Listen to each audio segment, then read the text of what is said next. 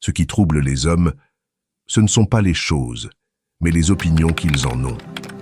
Lorsqu'ils se laissaient submerger par leurs émotions, eux naviguaient avec fermeté, non pas parce qu'ils ne ressentaient ni douleur, ni frustration, ni peur, mais parce qu'ils avaient entraîné leur esprit à répondre plutôt qu'à réagir. Aujourd'hui, je vais vous montrer comment faire de même.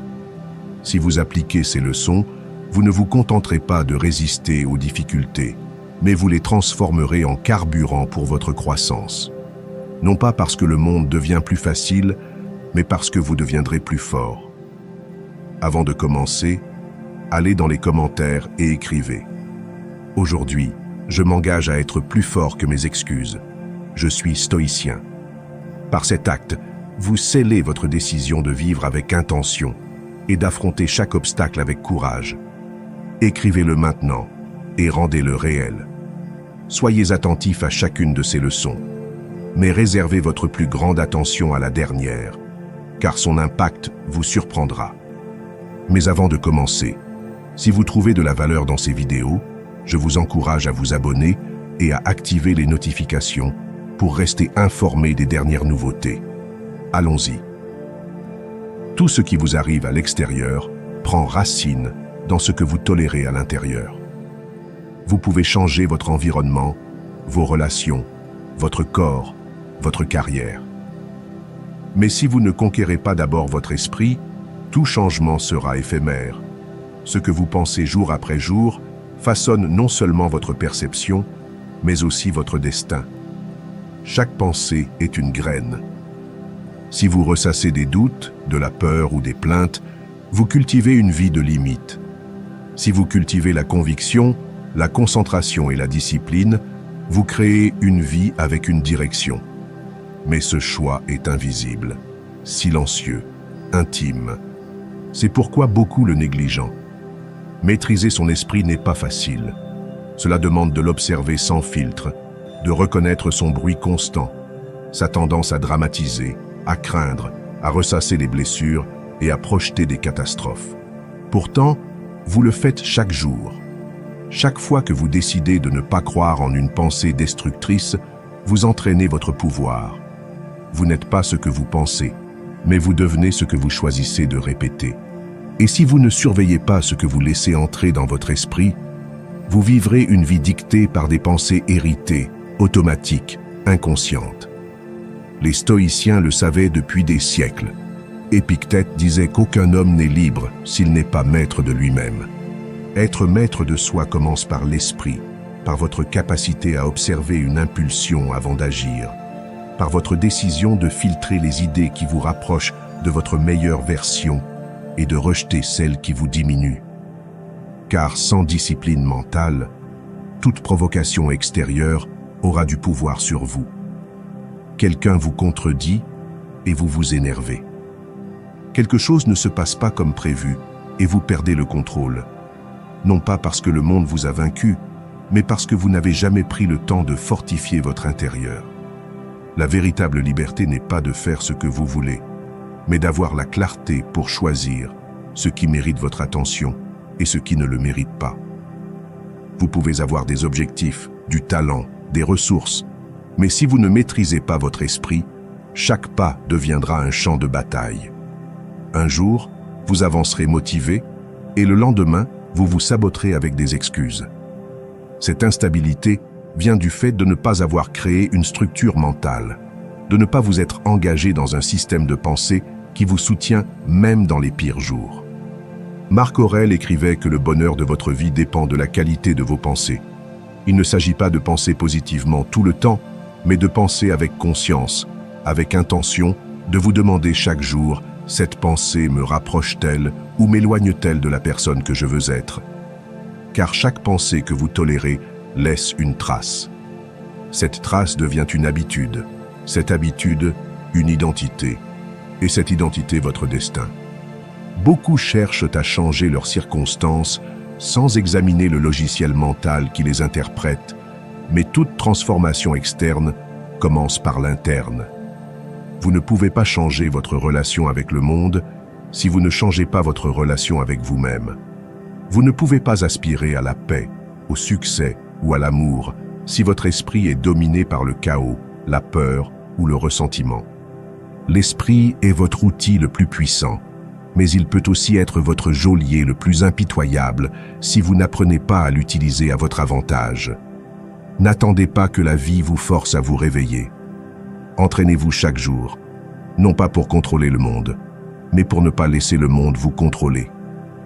Non pas pour faire taire toutes les voix, mais pour savoir laquelle mérite d'être écoutée. Non pas pour éliminer la peur, mais pour agir malgré elle. La discipline mentale n'est pas de la répression, c'est la liberté dans sa forme la plus pure. C'est savoir que même si vous ne contrôlez pas ce qui se passe à l'extérieur, vous pouvez choisir votre réponse.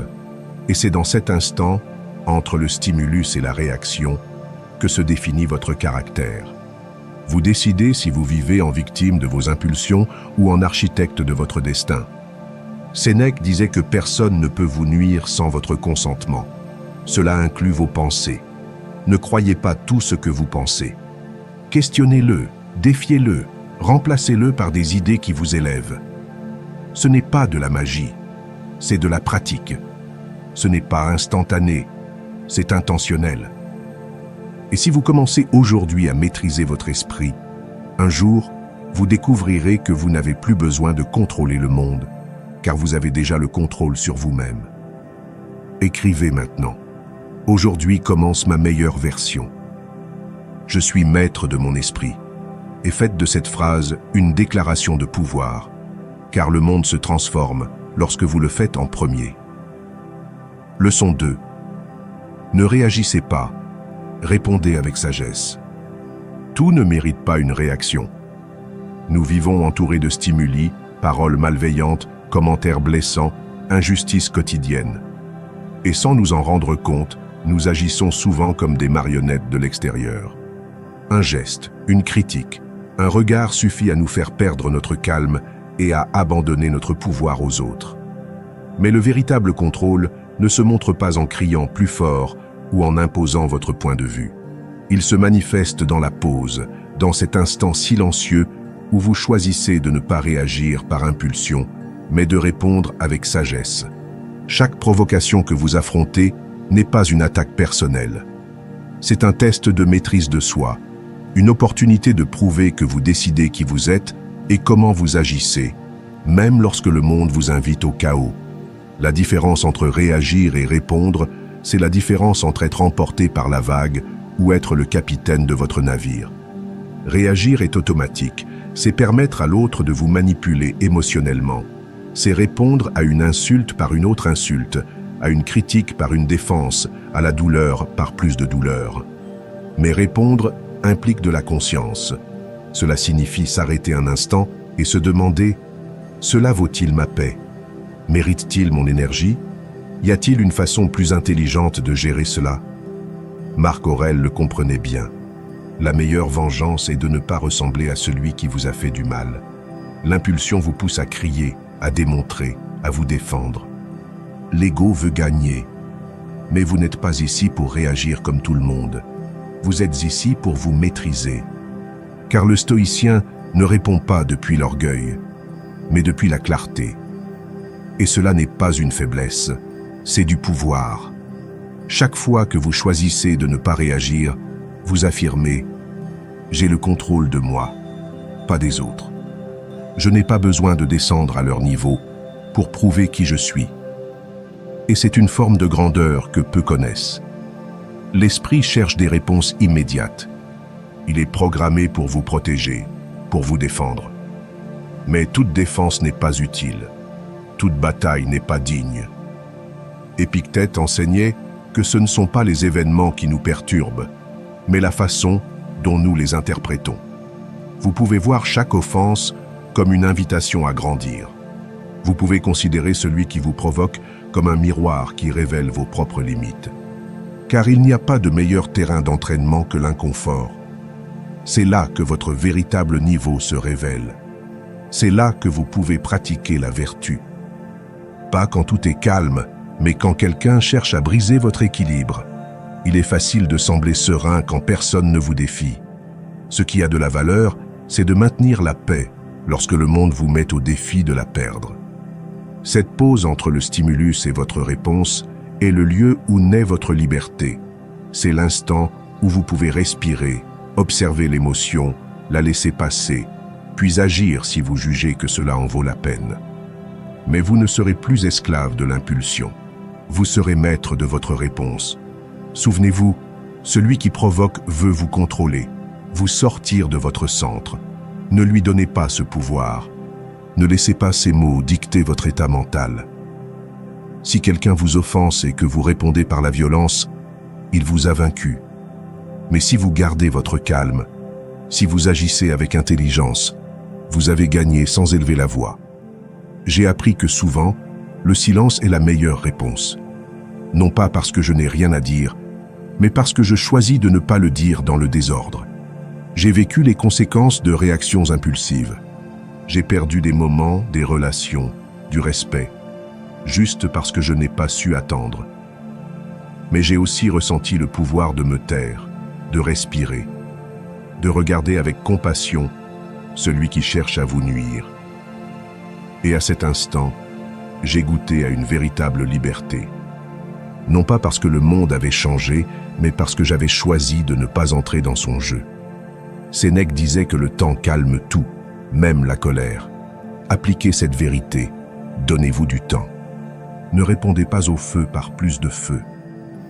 Répondez avec de l'eau, avec de la distance, avec de la dignité. C'est la différence entre ceux qui se laissent emporter et ceux qui mènent leur vie. Vous n'êtes pas ici pour réagir. Vous êtes ici pour répondre avec sagesse, pour montrer que votre paix ne dépend pas des circonstances, mais de votre entraînement mental.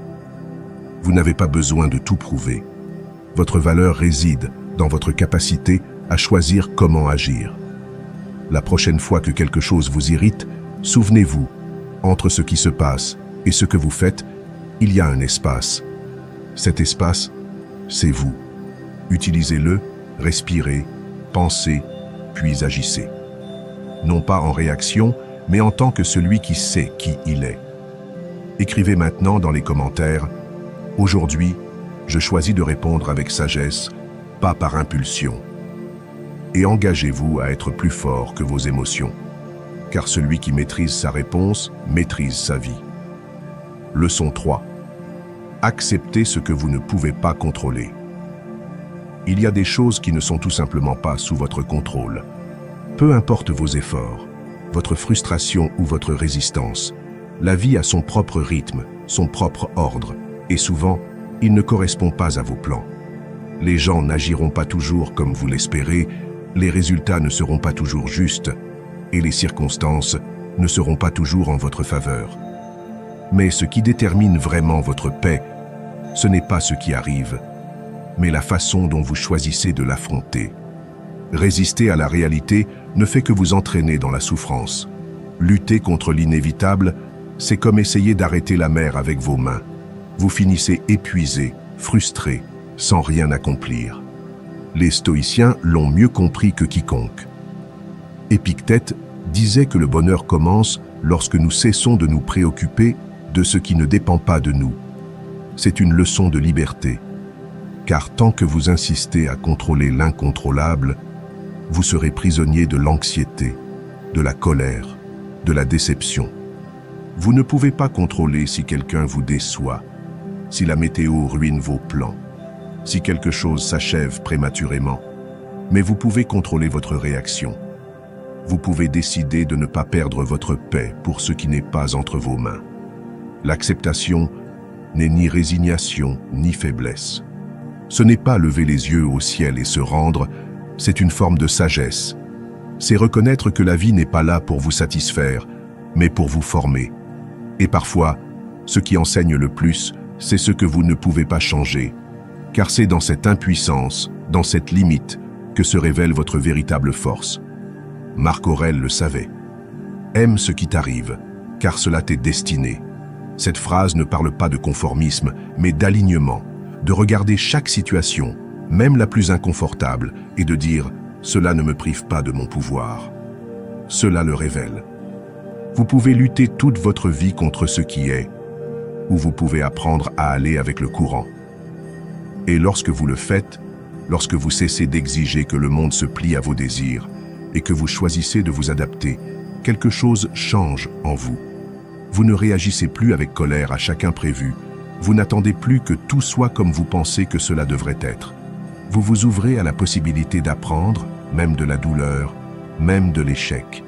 Car vous comprenez que tout ce qui arrive peut vous enrichir si vous savez comment le regarder. Accepter, ce n'est pas se rendre.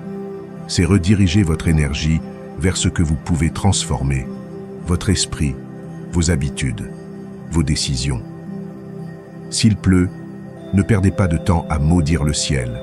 Prenez un parapluie. Si quelqu'un vous déçoit, ne vous empoisonnez pas avec du ressentiment. Fixez des limites et poursuivez votre chemin. Si un projet échoue, ne le transformez pas en tragédie. Recueillez ce que vous avez appris et construisez quelque chose de nouveau. C'est cela, accepter. C'est cela, avancer.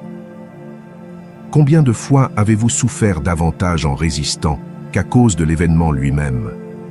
Combien de nuits avez-vous perdu à penser à ce qui n'aurait pas dû arriver? Combien de fois vous êtes-vous énervé pour ce que vous ne pouvez pas changer? Et combien de fois auriez-vous trouvé la paix si vous aviez simplement dit « c'est ainsi ». Maintenant, que puis-je en faire? Les stoïciens enseignaient que celui qui accepte ce qu'il ne peut pas contrôler devient invincible, car rien d'extérieur n'a le pouvoir de le briser. Il ne dépend pas de la perfection des choses pour être en paix. Sa paix vient de l'intérieur, d'une compréhension profonde. La vie ne me doit rien, mais je peux faire quelque chose de précieux avec tout ce qu'elle me donne. Aller avec le courant de la vie ne signifie pas que tout vous est égal. Cela signifie que vous savez choisir vos combats, que vous savez quand agir et quand lâcher prise, que vous comprenez que parfois, le plus grand acte de pouvoir n'est pas de lutter, mais de se rendre, non pas à la douleur, mais au moment, de cesser d'imposer votre volonté et de commencer à collaborer avec la réalité. Car lorsque vous acceptez, lorsque vous vous adaptez, vous découvrez une paix qui ne dépend pas de ce qui arrive, mais de vous, de votre vision, de votre capacité à croire que tout a un sens, même si vous ne le voyez pas encore. La prochaine fois que quelque chose ne se passe pas comme prévu, ne vous énervez pas. Respirez. Demandez-vous, est-ce en mon pouvoir? Si ce n'est pas le cas, lâchez prise. Votre énergie est trop précieuse pour être gaspillée dans ce que vous ne pouvez pas changer. Écrivez maintenant dans les commentaires « J'accepte ce que je ne peux pas contrôler. Aujourd'hui, je retrouve ma paix. » Et commencez à avancer avec moins de fardeau, plus de sagesse et une liberté que l'on atteint seulement en cessant de lutter contre la vie pour marcher avec elle. Leçon 4. Utilisez l'adversité comme un entraînement. L'adversité n'est pas une punition, c'est un entraînement. La vie ne vous frappe pas pour vous détruire, mais pour vous préparer.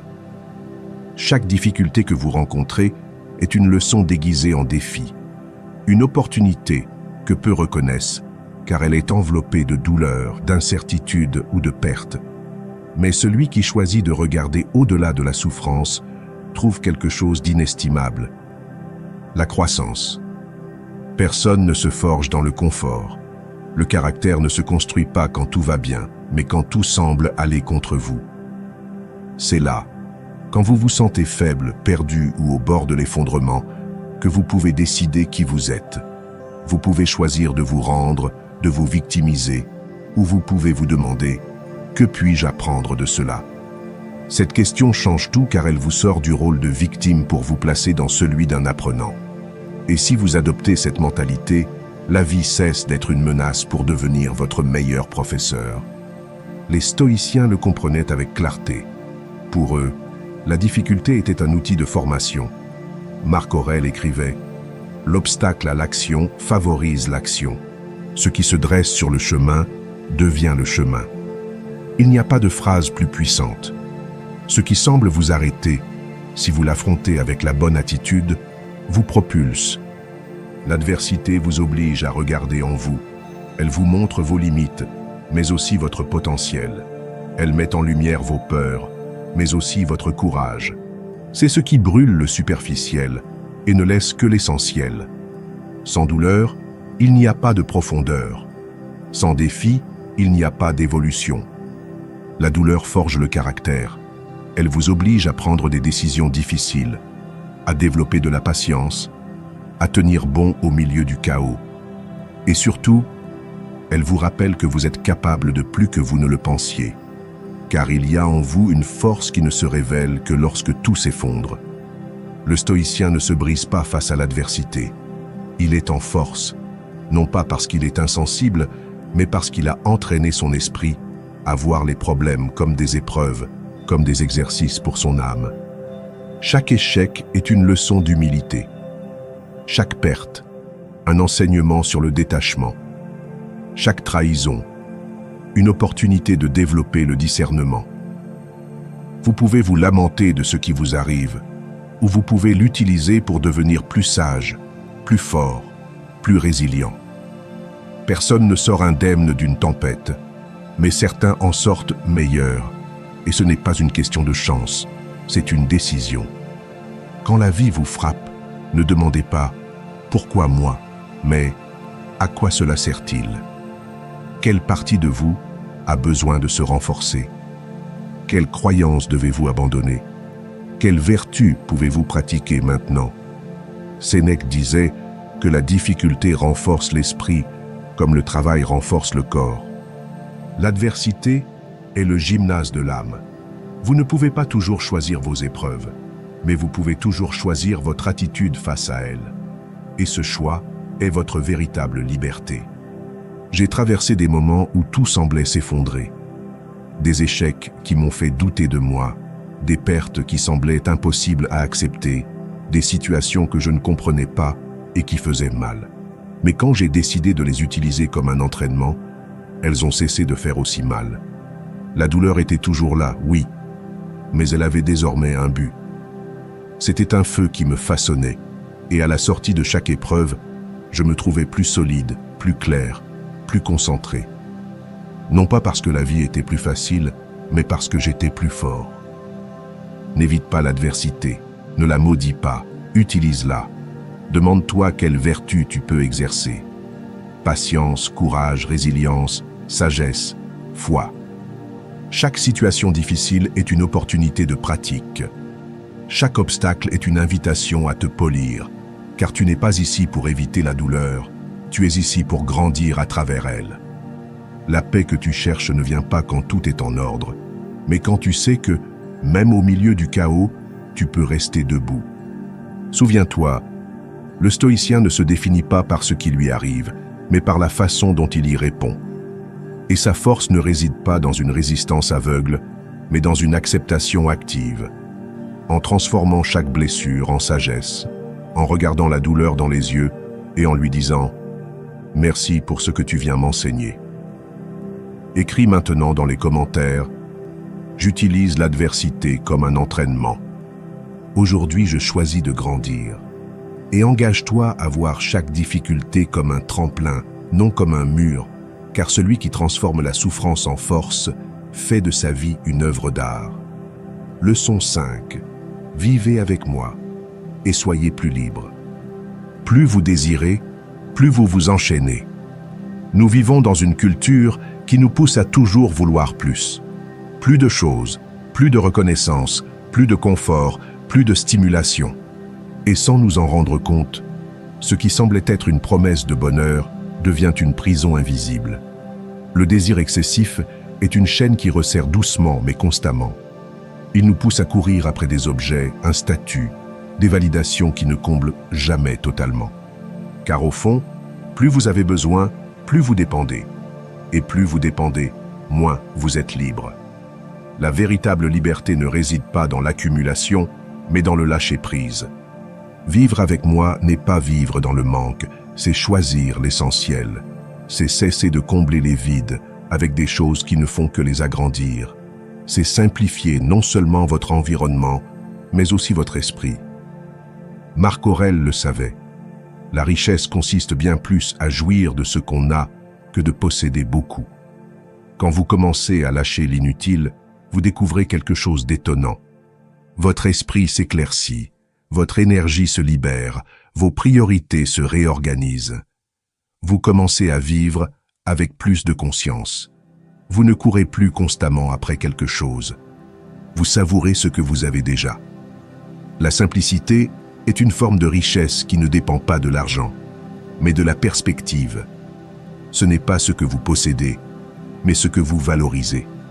Ce n'est pas ce que vous accumulez, mais ce dont vous avez besoin pour être en paix. Si votre bien-être dépend du dernier gadget, d'un lieu de vie particulier, d'une image à atteindre, vous bâtissez votre stabilité sur des fondations fragiles, car tout cela peut disparaître. Mais si vous apprenez à vivre avec peu, tout en vous sentant complet, alors personne ne peut vous voler votre paix. Moins de choses, moins de soucis. Plus vous possédez, plus vous craignez de perdre. Plus vous vous attachez, plus vous vous dispersez. Votre esprit est occupé par ce qui manque, par ce qui pourrait échouer, par ce que vous devez protéger. Mais quand vous réduisez l'inutile, tout devient plus clair. Vous ne perdez plus d'énergie dans le trivial. Vous ne vous définissez plus par vos possessions. Vous découvrez que beaucoup de choses que vous pensiez indispensables ne l'étaient pas. Vous pouvez vivre avec moins et vivre mieux. Sénèque disait « Ce n'est pas celui qui a peu qui est pauvre, mais celui qui désire plus. » Dans cette phrase réside une vérité profonde. Le désir perpétuel est un vide sans fond. Rien n'est suffisant pour celui qui ne sait pas s'arrêter. C'est pourquoi le chemin vers la liberté commence lorsque vous décidez de freiner cette course, lorsque vous choisissez de vous arrêter et de regarder autour de vous, lorsque vous remerciez pour ce que vous avez et vous vous mobilez par ce qui vous manque.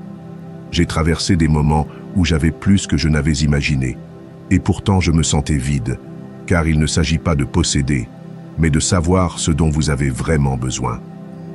J'ai aussi vécu des périodes de disette matérielle, et pourtant je ressentais une paix qu'aucune somme ne peut acheter. Car lorsque vous savez qui vous êtes, sans vos possessions, lorsque vous vous reconnaissez au-delà de ce que vous possédez, là commence votre véritable abondance. La vraie abondance n'est pas d'avoir beaucoup, c'est de n'avoir besoin de rien. C'est se lever chaque jour, sans anxiété, pour ce qui manque. C'est savoir que vous êtes complet, même si la vie ne vous donne pas tout ce que vous avez demandé. C'est vous sentir léger, parce que vous ne portez pas plus que nécessaire. Le stoïcien ne cherche pas à éliminer tout plaisir, mais à éviter que le plaisir ne le domine. Il ne renonce pas au confort par punition, mais par choix conscient, parce que chaque objet, chaque attente, chaque désir qu'il ne peut pas lâcher est un fil qui l'attache. Et la liberté ne vient que lorsque vous coupez ces fils un à un. Commencez par quelque chose de petit. Videz un tiroir. Supprimez ce que vous n'utilisez pas. Cessez d'acheter sur un coup de tête. Observez combien de choses vous possédez dont vous n'avez pas besoin, puis allez plus loin. Lâchez les pensées qui ne vous servent plus, les objectifs qui ne vous représentent plus, les relations qui ne font que combler des vides. Simplifiez votre vie, non pas pour avoir moins, mais pour être plus concentré, plus présent, plus vous-même. La vie ne se mesure pas à ce que vous accumulez, mais à la légèreté avec laquelle vous marchez. Et quand vous marchez léger, vous pouvez aller plus loin. Écrivez maintenant dans les commentaires « Je choisis de vivre avec moins pour vivre avec plus de liberté ». Et souvenez-vous que chaque chose que vous lâchez est un pas vers votre véritable richesse, la paix intérieure. Car celui qui a besoin de moins devient le plus libre. Leçon 6. Entraîner la gratitude au quotidien. La gratitude n'est pas un sentiment spontané qui surgit uniquement les jours fastes. C'est une pratique consciente, un entraînement quotidien de l'esprit pour voir la vie sous un autre angle. Dans un monde qui nous pousse à vouloir plus, à nous comparer, à nous focaliser sur ce qui manque, être reconnaissant est un acte de rébellion. c'est s'arrêter au milieu du bruit et dire « Ce que j'ai, ce que je suis, ce qui m'entoure est déjà suffisant ». Non pas parce que vous ne voulez pas grandir, mais parce que vous savez que grandir depuis une abondance intérieure est plus sage que de le faire depuis un manque constant. Être reconnaissant, c'est voir ce que vous avez déjà avec de nouveaux yeux. Il n'est pas nécessaire que tout soit parfait pour trouver des raisons d'être reconnaissant. Il suffit de regarder avec attention.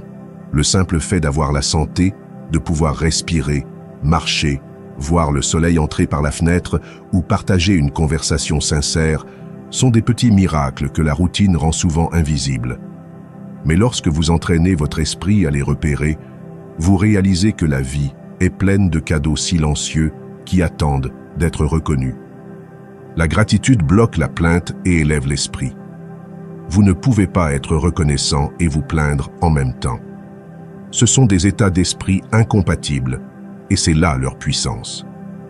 Quand vous choisissez d'être reconnaissant, vous coupez le circuit de l'insatisfaction.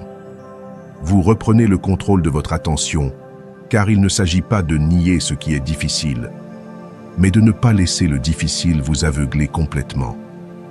Même dans une mauvaise journée, vous pouvez trouver quelque chose de positif, et ce petit point de lumière peut transformer votre état intérieur. Marc Aurèle, en plein milieu de ses responsabilités d'empereur et des tragédies personnelles qu'il affrontait, écrivait des méditations empreintes de gratitude pour les choses simples, présentes, essentielles, car le stoïcien n'attend pas que la vie soit parfaite pour l'apprécier. Le stoïcien trouve de la richesse dans l'essentiel. Il est reconnaissant pour le pain, le silence, l'opportunité de se lever une fois de plus. Il n'a pas besoin de luxe pour ressentir la plénitude, car il a appris à regarder avec profondeur. Ce que d'autres rejettent comme routinier, il le célèbre comme suffisant. Et c'est une force immense, savoir trouver de la beauté dans le quotidien. Chaque jour contient quelque chose digne d'être valorisé, mais il faut entraîner son regard, car le cerveau est conditionné à se concentrer sur ce qui manque, sur ce qui menace, sur ce qui fait mal. Ce n'est pas votre faute, c'est de la biologie, mais vous pouvez le rééduquer. Vous pouvez faire de la gratitude une pratique aussi naturelle que respirer. Au réveil, avant de regarder votre téléphone, pensez à 3 choses pour lesquelles vous pouvez être reconnaissant. À la fin de la journée, faites une pause et reconnaissez ce qui s'est bien passé, même si c'est minime. Un geste gentil, un repas chaud, un apprentissage inattendu. Ne sous-estimez pas le pouvoir de ces petites gratitudes. Ce sont des ancres qui vous ramènent au présent et vous rappellent qu'il y a toujours quelque chose à apprécier. J'ai vécu des moments où tout semblait aller de travers, des problèmes personnels, des pertes, de l'incertitude. Et pourtant, lorsque je me forçais, car au début cela demande un effort, à écrire une liste de choses pour lesquelles être reconnaissant, quelque chose changeait. Pas l'extérieur, mais ma perception. Je commençais à voir que, malgré tout, il y avait encore des raisons de ne pas abandonner. Et depuis ce point de départ, je trouvais des forces, non pas pour ignorer le difficile, mais pour l'affronter avec plus de clarté. Être reconnaissant n'est pas une émotion passive, c'est une décision active. C'est dire à la vie « je reconnais le bon », même au milieu du chaos. Je ne laisse pas ce qui me manque m'empêcher de savourer ce que j'ai déjà. Car le problème n'est pas d'avoir peu, c'est de ne pas savoir ce que l'on possède déjà. Et lorsque vous faites de la gratitude un réflexe, votre esprit change, il devient plus résilient, plus positif, plus serein. Pas parce que la vie devient facile, mais parce que vous devenez plus fort. Sénèque disait que rien n'est suffisant pour celui qui trouve insuffisant ce qui est suffisant. Entraîner la gratitude, c'est rompre avec cette insatisfaction chronique. C'est apprendre à vivre avec moins d'anxiété, plus de paix, plus de profondeur. N'attendez pas d'avoir tout pour dire merci. Dites merci et vous découvrirez que vous avez déjà plus que vous ne le pensiez. Écrivez maintenant dans les commentaires. Je choisis d'entraîner ma gratitude chaque jour et commencer aujourd'hui à voir l'invisible, à valoriser le simple, à trouver l'abondance là où d'autres ne voient que de la routine. Car celui qui est reconnaissant pour le quotidien transforme sa vie sans rien changer à l'extérieur. Il change simplement son regard, et cela change tout. Leçon 7. Agissez avec vertu, pas pour le résultat. Faites ce qui est juste, même si personne ne le remarque, même s'il n'y a pas de récompense immédiate, d'applaudissements ou de reconnaissance. Car agir avec vertu n'est pas une stratégie pour obtenir des résultats, c'est un engagement envers ce que vous êtes. Dans un monde qui valorise le succès plus que l'intention, rester fidèle à vos valeurs est un acte de courage. Il est facile de faire ce qui est juste quand vous savez que vous serez admiré pour cela. Ce qui est difficile, ce qui a véritablement de la valeur, c'est de rester intègre quand personne ne vous voit, quand personne ne vous remercie, quand vous pourriez même perdre en choisissant la voie de la vertu. Mais c'est précisément là que se révèle votre véritable grandeur. Votre devoir est d'agir correctement, pas de contrôler l'issue. Vous pouvez donner le meilleur de vous-même et ne pas obtenir le résultat espéré. Vous pouvez agir avec honnêteté et voir d'autres qui manipulent ou mentent recevoir les lauriers. Mais cela ne signifie pas que votre effort était vain. Cela signifie que votre récompense n'est pas extérieure, mais dans la cohérence intérieure. La paix que vous ressentez en sachant que vous avez fait ce qui était juste et sans égal, c'est une sérénité que personne ne peut vous voler, car elle naît d'avoir été fidèle à vous-même. Marc Aurèle le répétait sans cesse. Fais ce que tu dois et laisse le reste au destin. Car la seule chose qui dépend entièrement de vous, c'est votre intention, votre attitude, votre action. Le résultat n'est pas toujours entre vos mains, mais votre conduite, oui. Et si vous agissez chaque jour comme si quelqu'un vous observait, non par peur du jugement, mais par respect pour vous-même, vous vivez avec dignité. L'intégrité est votre plus grand pouvoir. C'est ce qui vous maintient ferme face aux tentations. C'est ce qui vous donne la force de ne pas trahir vos valeurs pour un gain éphémère. Vous pouvez avoir du talent, de l'intelligence, du charisme, mais sans intégrité, tout cela s'effondre tôt ou tard. En revanche, si vous agissez avec droiture, vous construisez une base solide, un caractère qui ne dépend pas de l'environnement. La véritable vertu se prouve dans l'adversité, quand vous avez des raisons de ne pas faire ce qui est juste et que vous le faites quand même. Faites ce qui est juste, même si personne n'applaudit. La plupart des gens agissent en attendant quelque chose en retour, mais lorsque vous choisissez d'agir par principe et non pour une récompense, vous vous libérez. Vous n'êtes plus attaché au résultat. Vous ne souffrez plus si les choses ne se passent pas comme vous le souhaitiez, car vous savez que vous avez fait votre part avec excellence. Cette liberté intérieure vous donne une force sereine, une confiance tranquille, car vous n'avez plus besoin du monde pour vous valider. Vous savez ce que vous valez par la manière dont vous choisissez de vivre. Épictète disait que nous ne pouvons pas contrôler ce que les autres pensent, font ou disent, mais nous pouvons décider comment nous répondons. Et la meilleure réponse est toujours la vertueuse, non parce qu'elle est plus facile, mais parce qu'elle vous rend digne. Souvenez-vous que chaque décision est un reflet de qui vous êtes. Chaque petit acte, chaque mot, chaque geste ajoute ou retranche à votre intégrité. Ne sous-estimez pas le quotidien. Comment traitez-vous un inconnu? Comment réagissez-vous à la frustration? Comment parlez-vous des autres en leur absence? Tout cela vous définit plus que n'importe quel succès public. J'ai appris qu'il y a des jours où agir avec vertu semble inutile, mais j'ai aussi constaté que sur le long terme, ce chemin apporte toujours la paix. Peut-être ne recevrez-vous pas tous les applaudissements, mais vous gagnerez quelque chose de plus important, le respect de vous-même. Et à long terme, cela vaut bien plus. Le stoïcien ne vit pas pour plaire ou impressionner. Il vit pour être cohérent, pour agir en harmonie avec sa nature rationnelle et éthique. Et dans ce choix, il trouve la liberté, car celui qui agit par vertu n'a besoin ni d'excuses, ni de masques, ni d'approbation. Il sait qu'il a fait ce qu'il devait, et cela lui suffit. La prochaine fois que vous serez face à une décision difficile, ne pensez pas au résultat. Pensez à ce qui vous rendra fier lorsque vous vous regarderez dans le miroir. Écrivez maintenant dans les commentaires « J'agis avec vertu, pas pour la récompense ». Et faites de cette phrase un guide quotidien. Car lorsque vos actions naissent du caractère et non du calcul, vous devenez quelqu'un qui ne se contente pas de vivre, mais qui laisse une trace. Faites du silence une pratique.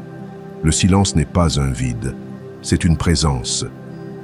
Dans un monde saturé de bruit, d'opinions hâtives, de stimuli constants et de mots lancés sans réflexion, savoir se taire est devenu un acte révolutionnaire.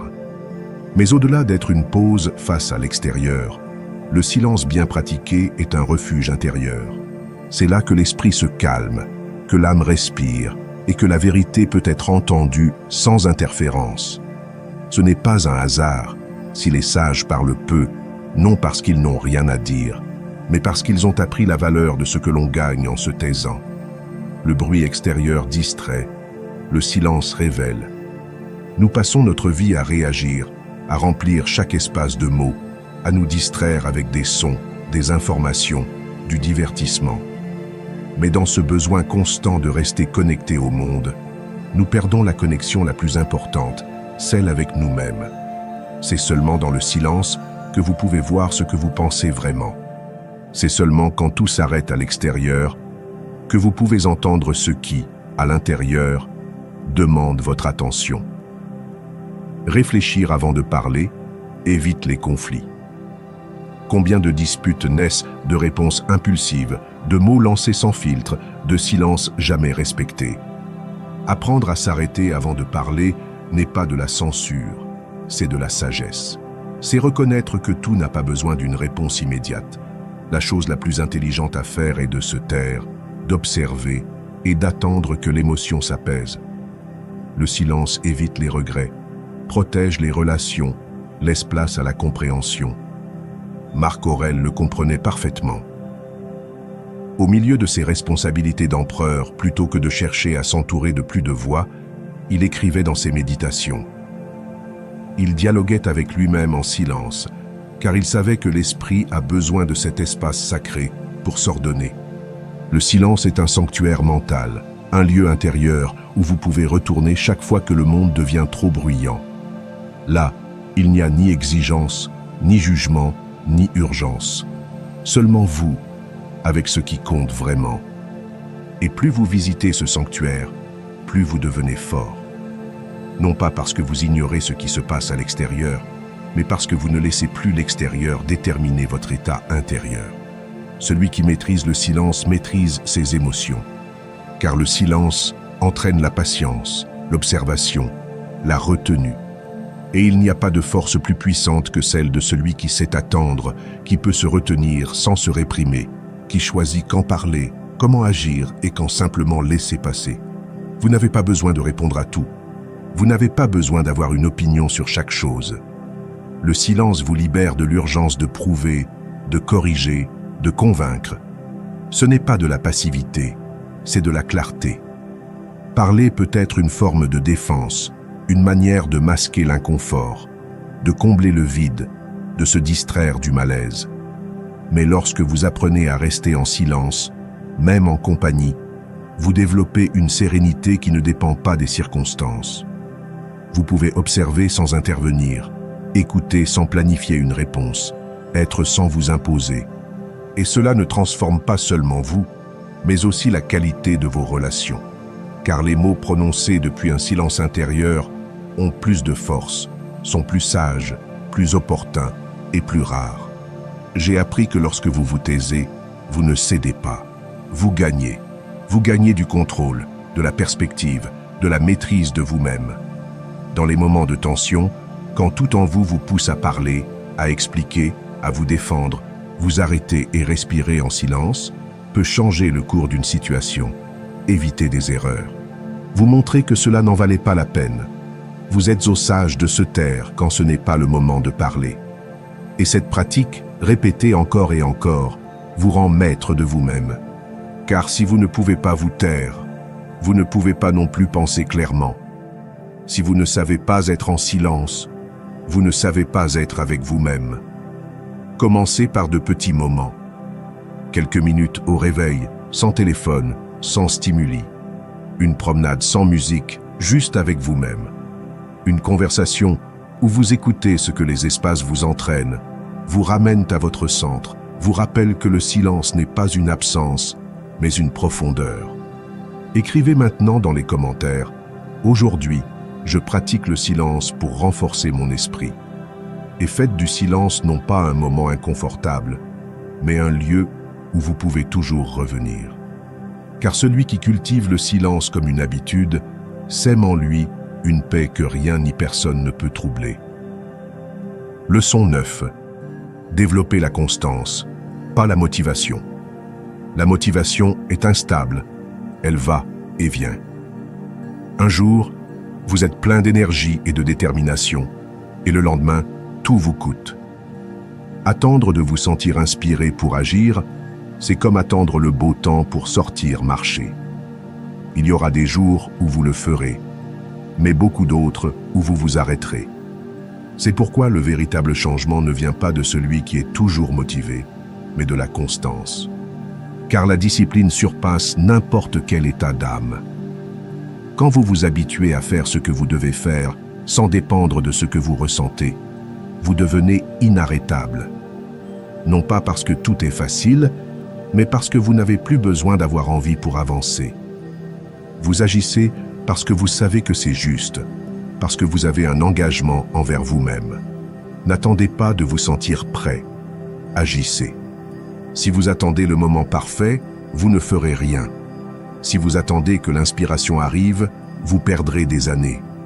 Le stoïcien comprend que le moment, c'est maintenant, que l'action est ce qui transforme, que la pensée sans pratique ne sert à rien. Épictète disait qu'il ne suffit pas de savoir ce qu'il faut faire. Il faut le faire, et le faire chaque jour, même en cas de doute, même quand l'esprit cherche des excuses, car c'est là que se forge le caractère. La constance n'est pas glamour. Elle n'attire pas les applaudissements. Elle est silencieuse, répétitive, monotone. Mais c'est précisément dans cette répétition que la transformation se produit. Les petits actes quotidiens vous transforment. Vous n'avez pas besoin de grandes prouesses ou de bons géants, juste de la constance encore et encore. Lire 10 pages chaque jour, s'entraîner même seulement une demi-heure, écrire un peu chaque matin, méditer ne serait-ce que 5 minutes. Le pouvoir de ces actes ne réside pas dans leur ampleur, mais dans leur régularité. Et quand vous répétez ce qui est important avec discipline, votre esprit change, votre corps change, votre vie entière change. Mais pour cela, il faut être prêt à embrasser l'inconfort, car la constance exige des sacrifices. Elle demande de choisir tout ce qui vous plaît le plus. Et ce n'est pas facile, mais c'est nécessaire. Marc Aurèle écrivait pour lui-même chaque jour comme un rappel de qui il voulait être, non pas parce qu'il se réveillait chaque matin plein de motivation, mais parce qu'il savait que sans se rappeler l'essentiel, l'esprit s'affaiblit. Le stoïcien reste ferme, même dans le doute. Il sait qu'il n'a pas besoin de certitude pour agir, seulement de décision. La clarté ne vient pas toujours en chemin. C'est pourquoi il fait le pas. C'est pourquoi il se lève même sans envie. C'est pourquoi il continue, même quand l'esprit lui murmure de se reposer, de tout remettre à demain, car il a entraîné quelque chose de plus fort que l'émotion, la volonté. Et la volonté est un muscle. Elle se renforce avec la répétition, avec les jours où vous faites ce que vous devez, sans applaudissements, sans que personne ne les pousse, chez ceux qui ont fait de la constance une habitude et non une exception. J'ai aussi traversé des périodes où tout me coûtait, où chaque excuse semblait raisonnable, et j'ai appris que la seule chose qui me sortait de là, c'était l'action, pas une vidéo motivante, pas une phrase inspirante, mais le simple fait de tenir ce que je m'étais promis, de faire le minimum, même sans envie. Et dans ces jours sombres, la constance est devenue ma lumière. Elle ne m'a pas propulsé loin d'un seul bond, mais elle m'a permis d'avancer pas à pas. Et avec le temps, ces pas ont fait la différence. Si vous voulez transformer votre vie, oubliez les vagues de motivation. Concentrez-vous sur la construction d'une routine qui soutient vos objectifs, même quand vous n'êtes pas au meilleur de votre forme. Car ce que vous faites quand vous n'en avez pas envie détermine qui vous êtes. Écrivez maintenant dans les commentaires. Aujourd'hui, J'entraîne ma constance, pas ma motivation. Et engagez-vous envers vous-même. Peu importe à quel point vous commencez petit, l'important est de ne pas vous arrêter, car celui qui est constant, même s'il avance lentement, va toujours plus loin que celui qui dépend de l'élan du moment. La motivation vous lance, mais c'est la constance qui vous mène jusqu'au bout. Leçon 10. Choisissez vos combats avec sagesse. Tout ce qui vous agace ne mérite pas un combat. Tout ce qui vous dérange ne nécessite pas une réponse. La vie est pleine de situations, de personnes, de commentaires qui peuvent vous provoquer, mais cela ne signifie pas que vous devez réagir à tout. Choisir vos combats avec sagesse n'est pas une faiblesse. C'est de la maturité. C'est reconnaître que votre énergie est limitée et qu'il ne vaut pas la peine de la gaspiller dans des guerres qui ne construisent rien. Tout ne mérite pas votre énergie ni votre réponse. Nous vivons dans une culture qui valorise la réaction, qui célèbre celui qui élève la voix, qui répond vite, qui défend son point de vue jusqu'au bout.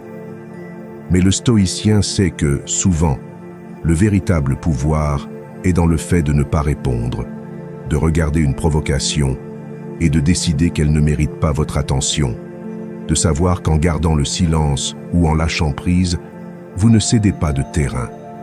Vous préservez votre paix. Apprendre à lâcher ce qui n'édifie pas est l'une des formes les plus profondes de soin de soi. Il y a des gens qui ne veulent pas comprendre, juste discuter.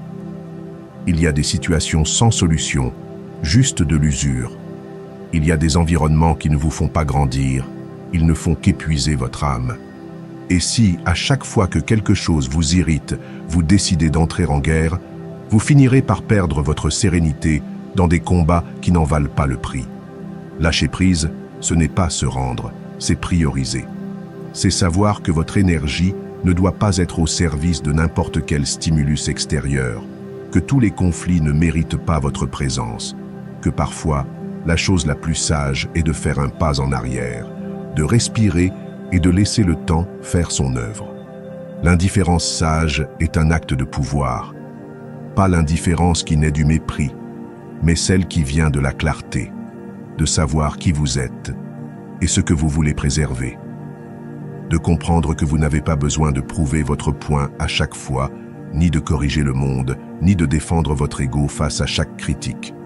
Quand vous choisissez de ne pas réagir, vous ne fuyez pas, vous protégez votre esprit, vous renforcez votre concentration, car réagir est facile.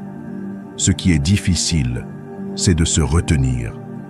Et celui qui se retient, qui décide quand parler et quand se taire, montre qu'il n'est pas esclave de ses impulsions. Marc Aurèle le disait clairement, « Ne gaspille pas le reste de ta vie à discuter de ce que font ou disent les autres. » Chaque combat exige du temps, de l'énergie, des émotions. Demandez-vous si cela en vaut vraiment la peine, si dans un mois, cela vous importera encore, si ce qui vous irrite aujourd'hui changera quelque chose d'important dans votre vie. La plupart du temps, ce ne sera pas le cas. Et dans ce cas, la chose la plus sage à faire est de laisser aller. La sérénité ne s'obtient pas en évitant les conflits, mais en choisissant judicieusement où investir votre âme. Quand vous avez une clarté de but, vous ne vous laissez pas distraire par chaque obstacle.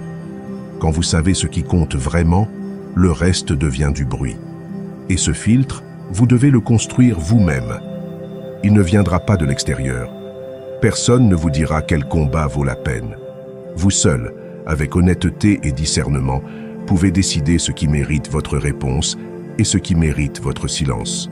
J'ai vécu des moments où réagir semblait nécessaire. Des personnes disant des choses injustes, des situations défiant ma patience, des moments où je ressentais l'urgence de me défendre. Mais avec le temps, j'ai compris que beaucoup de ces réactions ne faisaient qu'alimenter le conflit. Elles ne changeaient rien. Elles volaient simplement ma paix. J'ai appris à me demander, cela construit-il ou détruit-il? Cela me rapproche-t-il de mon but ou m'en éloigne-t-il? Et si la réponse était négative, je décidais de lâcher prise. Ce n'était pas toujours facile, mais à chaque fois, je sentais que je récupérais un peu plus de pouvoir sur moi-même. Le stoïcien ne lutte pas pour tout, il lutte pour ce qui en vaut la peine. Il ne répond pas à chaque stimulus, il répond avec intention. Il n'entre pas dans des combats par orgueil, mais par principe. Et cette différence le libère, car ce n'est plus le monde qui dicte sa réaction, c'est lui qui décide depuis le calme.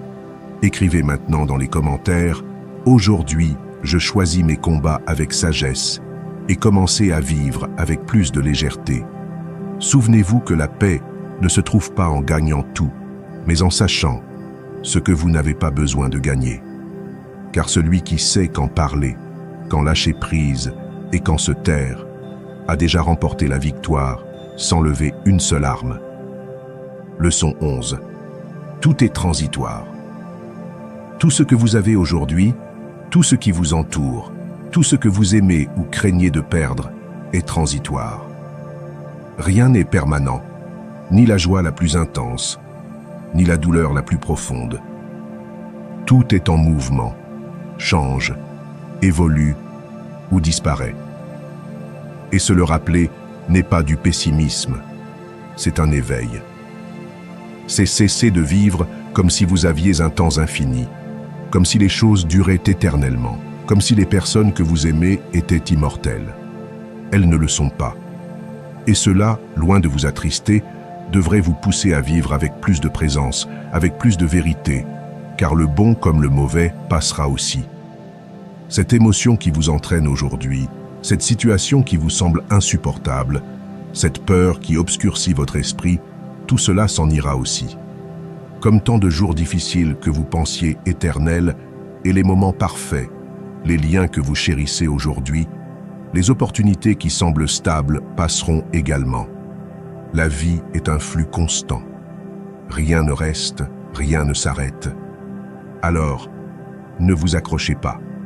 Tout ce que vous avez est prêté, le corps que vous habitez, les personnes qui vous entourent, le lieu où vous vivez, vos possessions, vos réussites, tout est temporaire. Et plus vous le comprenez, plus vous êtes libre. Car la souffrance profonde ne vient pas de la perte, mais de l'attachement, de l'illusion de permanence, de croire que quelque chose nous appartient, alors qu'en réalité, nous ne faisons que le vivre pour un moment. Vivre avec cette conscience n'est pas se résigner, c'est savourer, c'est valoriser plus intensément, c'est regarder le quotidien comme quelque chose de sacré, c'est enlacer ceux que vous aimez, comme si vous ne pouviez plus le faire demain. C'est parler avec votre cœur, car demain, il pourrait ne plus y avoir de temps. La mort donne de l'urgence à la vie, et ce n'est pas une menace, c'est un cadeau, car elle vous rappelle que vous êtes ici pour peu de temps, que votre passage est bref, que chaque jour est une opportunité qui ne reviendra pas. Le stoïcien contemple la mort non pas avec peur, mais comme une boussole. Marc Aurèle écrivait constamment à son sujet, non pour se déprimer, mais pour se concentrer, pour ne pas perdre de temps sur ce qui n'ajoute rien, pour ne pas gâcher sa vie dans des préoccupations triviales. Car lorsque vous savez que vous pouvez partir à tout moment, vous commencez à vivre avec l'essentiel, à nettoyer votre existence du superflu, à dire ce que vous ressentez sans attendre le moment parfait, à vivre avec intensité, mais sans attachement. C'est la clé. Donnez le meilleur de vous à chaque instant, en sachant que rien ne vous appartient. Aimez sans posséder, savourer sans dépendre, partager sans chercher à retenir. Vivre ainsi ne vous rend pas froid, cela vous rend profond, car vous valorisez chaque instant comme unique. Vous honorez chaque expérience sans besoin de la contrôler. Vous laissez la vie couler à travers vous, sans résistance. J'ai perdu des personnes, des étapes, des opportunités.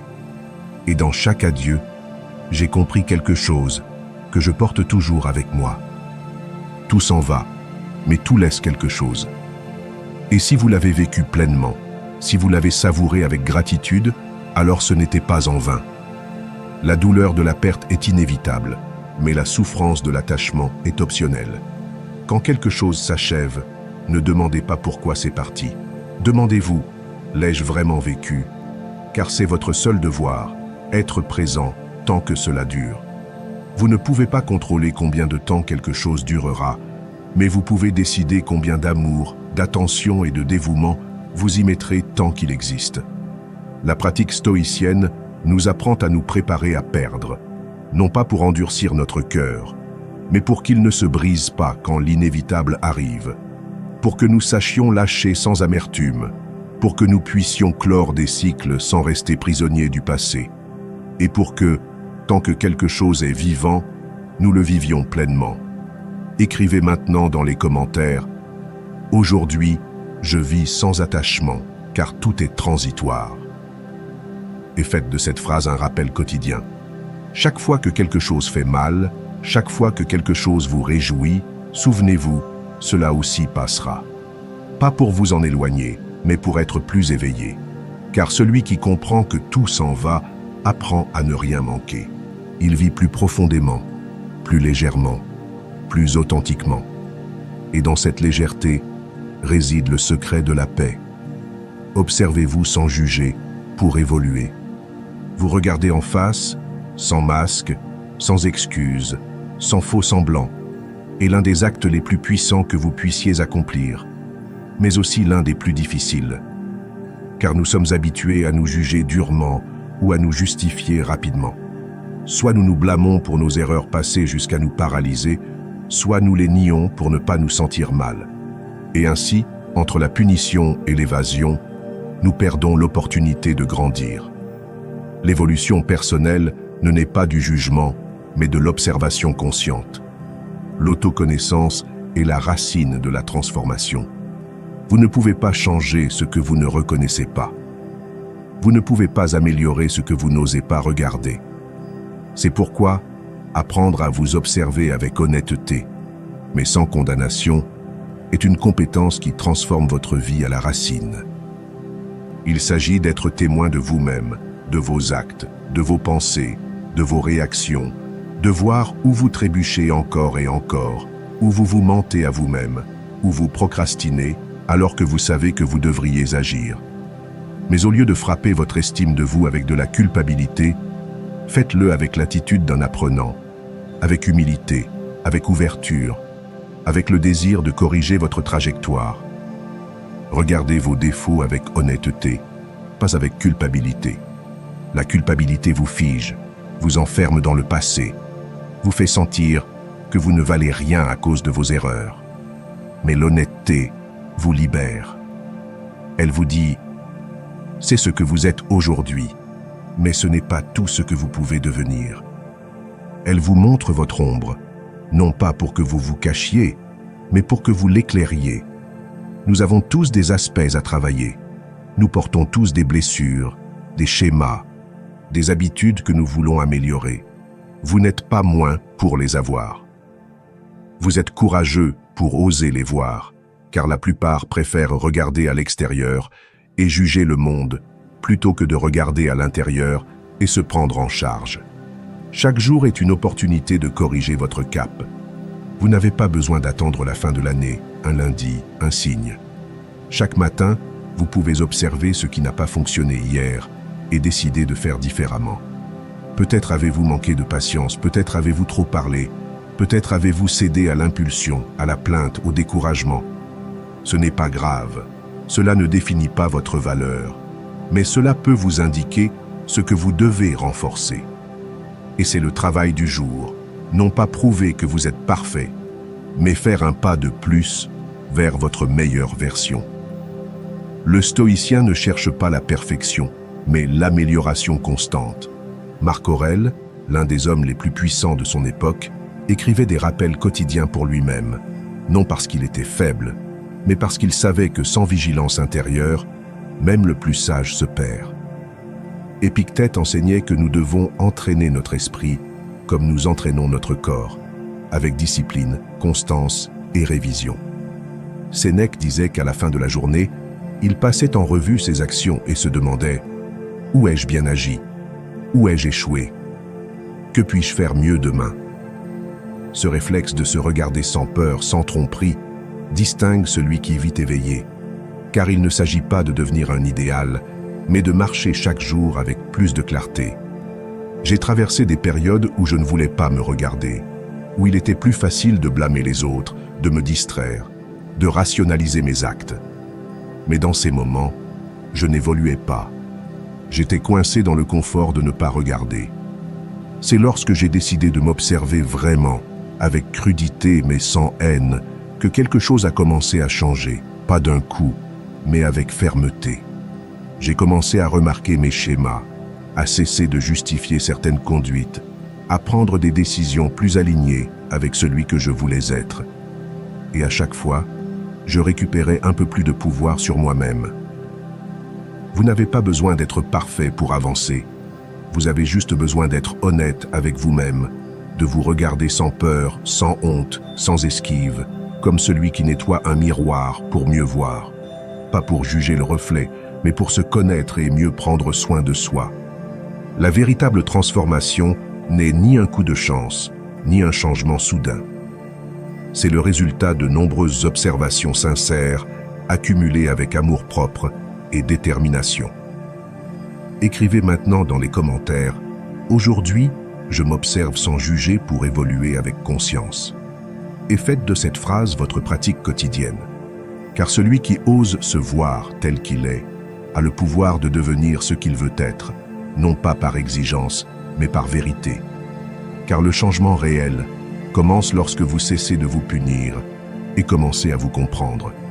Si vous êtes arrivé jusqu'ici, écrivez dans les commentaires « Aujourd'hui, je commence à vivre comme un stoïcien ». Je vous invite à vous abonner, à activer les notifications et à commenter pour que YouTube reconnaisse que ces vidéos sont utiles pour des personnes comme vous. Cela nous motive à continuer à créer du contenu similaire à l'avenir. Je vous suggère de regarder les 2 dernières vidéos que nous vous recommandons. Merci sincèrement pour votre temps et votre soutien. À bientôt pour notre prochaine aventure.